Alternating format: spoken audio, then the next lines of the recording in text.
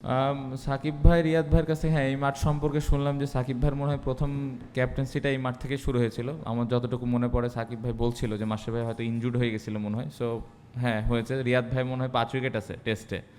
So হ্যাঁ আলাপ হয়েছে এই মাঠ সম্পর্কে। আমার পারফরমেন্স নিয়ে যেটা বললেন, অবশ্যই ব্যাটিংটা ভালো হয়নি বা রান করতে হবে ব্যাটসম্যান হিসেবে। বাড়তি কোনো চাপ আমি ফিল করছি না। যদি স্টার্ট পাই অবশ্যই টিমের জন্য ভালো কিছু করার চেষ্টা করব। ক্যাপ্টেন দেখে জিনিসটা এমন না যে প্রতিদিনই ভালো খেলতে হবে, এরকমও ফিল করছি না। বাট আমার রেসপন্সিবিলিটিস আছে যে আমি অ্যাজ এ ব্যাটসম্যান হিসেবে কতটুকু কন্ট্রিবিউট করতে পারি। সো এটা নিয়ে হার্ডওয়ার্ক করছি এবং আমি আশা করছি যে সামনে ভালো কিছু হবে।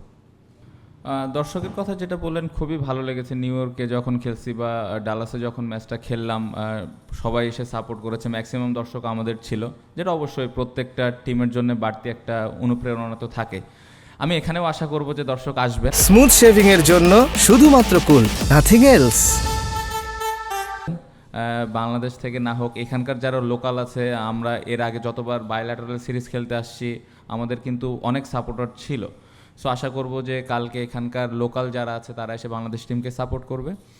আর ব্যাটারদের কথা যেটা বললেন যে অনেস্টলি 2-1 ভালো ব্যাটিং করছে, 2-3 জন ভালো ব্যাটিং করছে যদি ওভাবে চিন্তা করা যায়। লিটন একটা ইনিংস ভালো ব্যাটিং করেছে, হৃদয় সোফার ভালো ব্যাটিং করছে, রিয়াদ ভাই খুব ভালো টাচে আছে। সো টি-20তে আমার কাছে মনে হয় যে ভালো করতেছে ওই দিনটাতে ওর খেলাটা শেষ করা ইম্পর্টেন্ট।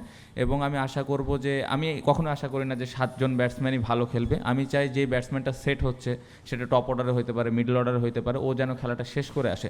সো অবশ্যই ওপর থেকে ভালো হলে ভালো, বাট আমি চাই যে যে ব্যাটসম্যানটা সেট হচ্ছে ও যেন খেলাটা শেষ করে।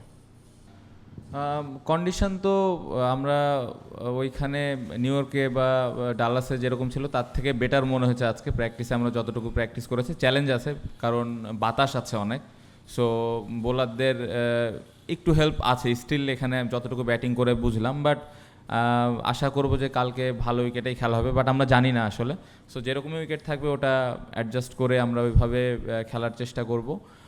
সাকিব ভাইয়ের পারফরমেন্স নিয়ে টিমের কেউই চিন্তিত না এবং এটা নিয়ে আমরা কেউই কথা বলতেই চাই না, কারণ আমরা জানি যে উনি ওভার দ্য ইয়ার্স কত ভালো ক্রিকেট খেলে আসছেন এবং মানুষের এক্সপেকটেশনের থেকে উনি নিজে কত এক্সপেক্ট করতেছেন সেটা ইম্পর্টেন্ট এবং উনি সর্বোচ্চ চেষ্টা করছেন, হার্ডওয়ার্ক করছেন।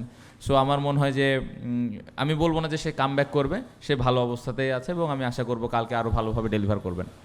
না, এটা আসলে বলা মুশকিল যে যদিও আমরা সেন্টারে ব্যাটিং করেছি, সেন্টারে 2 উইকেট 2 রকম বিহেভ করেছে যতটুকু ব্যাটসম্যানের কাছ থেকে ফিডব্যাকটা পেলাম বা আমি যখন ব্যাটিং করলাম।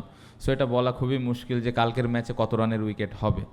সো অ্যাজ এ ব্যাটসম্যান বা বোলার ওই উইকেটটা কত তাড়াতাড়ি আমরা রিড করছে এবং ওই অনুযায়ী ব্যাটিং করাটা খুব ইম্পর্টেন্ট।